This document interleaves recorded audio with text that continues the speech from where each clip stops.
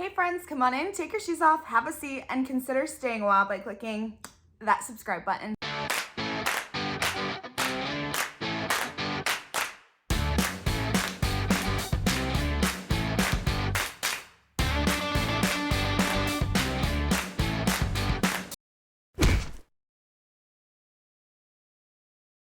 As Americans, our hearts are really heavy as we have faced two mass shootings in the last week, and I'm sure you guys are like me, and I've been anxiously awaiting to hear more about the shooter and more about, what his prerogative was behind doing these just senseless attacks on innocent American people.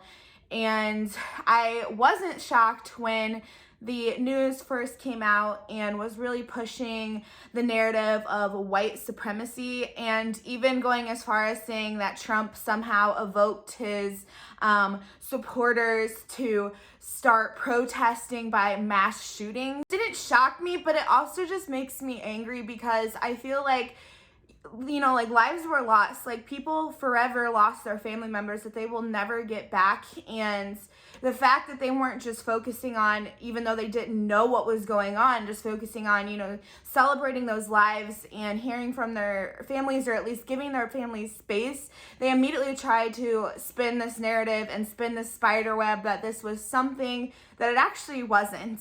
And they actually waited 48 hours to release the shooter's name, which was a red flag to me because honestly, if you look back at all the mass shootings we've had in America, within 10 hours, they're releasing the suspect's name as to who they think it was. And so when they didn't release that, I just knew it was a red flag right away. I knew that this shooting wasn't fitting the narrative that they had set it up to be. Or that they wanted to portray on the media. After almost 2 days, they finally did release the name, and I believe it's pronounced Ahmad Alicia.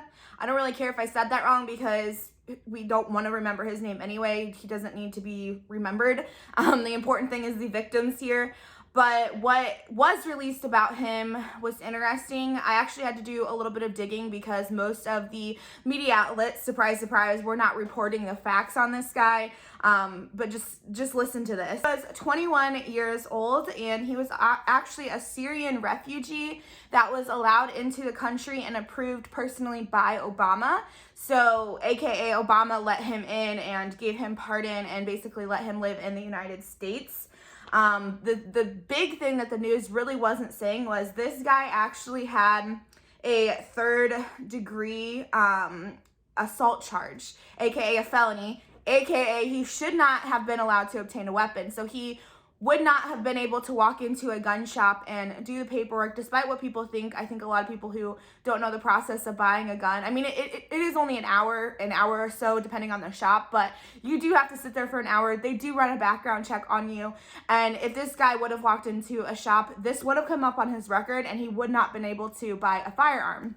So what this tells me was this guy either was given this gun by certain authorities, or this guy obtained this weapon illegally. I find it interesting that they said the weapon was an AR-15-like rifle. In any case, I'm a big cold case person. I love looking into different true crime and stuff. I used to be in law enforcement, so it's just kind of an interest of mine. So out of all the mass shootings and just all the murders that I've ever researched, never have they ever said a like weapon or described it like another weapon. They just say the gun type. So I find it kind of interesting that they wouldn't just come out and say the rifle name. They had to say it was an AR-like weapon. I know that's kind of getting off track, but I think, again, it's just the narrative they're trying to spin. But anyway, he actually obtained this 6 days before the shooting. And the interesting thing is, because of all of the mass shootings that Colorado had, they actually banned assault weapons, or they put I wouldn't say they banned them, but they put a cap on them, it made it really, really hard to own that.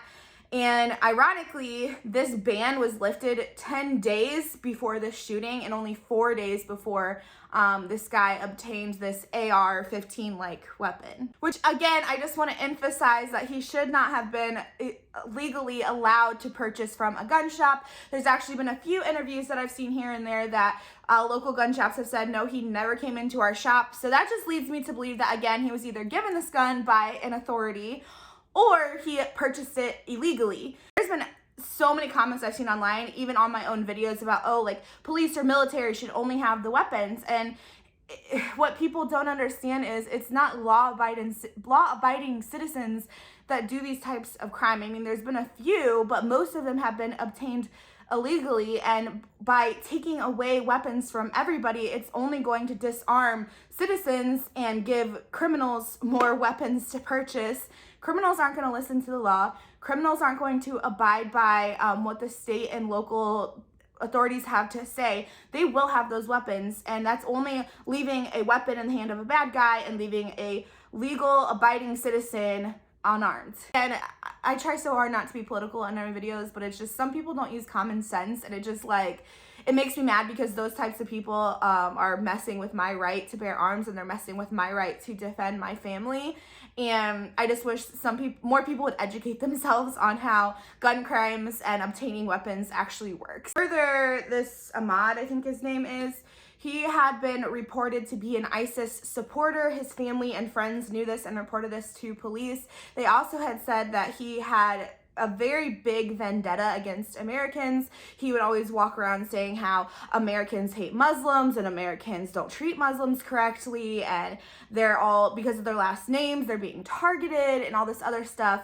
And right before the shooting, his last Facebook post was something about he is just a Muslim trying to make the world a better place. Ahmad shooting and killing 10 innocent Americans is not making the world a better place.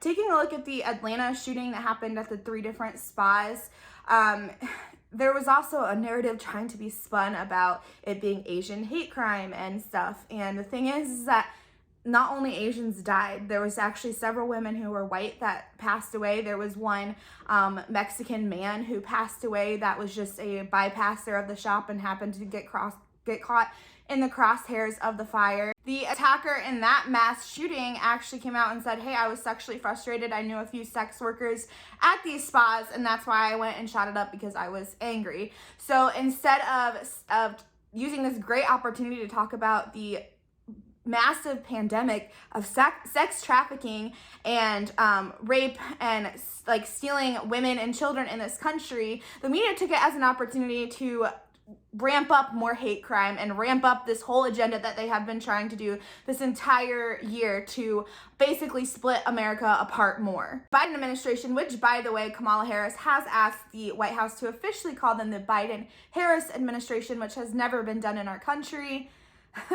I'm not even going to touch on that today, but the Biden-Harris administration has officially called for assault weapons to be banned in all American borders. They called the recent shooting a public health issue and a crisis that is on the rise. Can you not see the narrative? Can you not see what they're trying to do? And honestly, it's me and my husband have been talking about this for a few days. I can't say this for sure, but it's just kind of weird how all these bans were lifted in these areas with the assault weapons, and all of a sudden the media is right there to spin the agenda. It kind of makes you wonder, was this planned? We have shadow banning. We already have our freedom of speech gone. If you don't believe me, try to post something positive about Trump on any of the social media platforms. They've already attacked your children's books. They've already made it illegal for the Bible to be read in schools, and are trying to ban other religious material. I know that in one of my town around my area had the 10 Commandments up. There is people now protesting that needs to come down. So all of a sudden we're going after religion. Now we're going after our freedom to bear arms, our way to protect ourselves. They're trying to disarm citizens.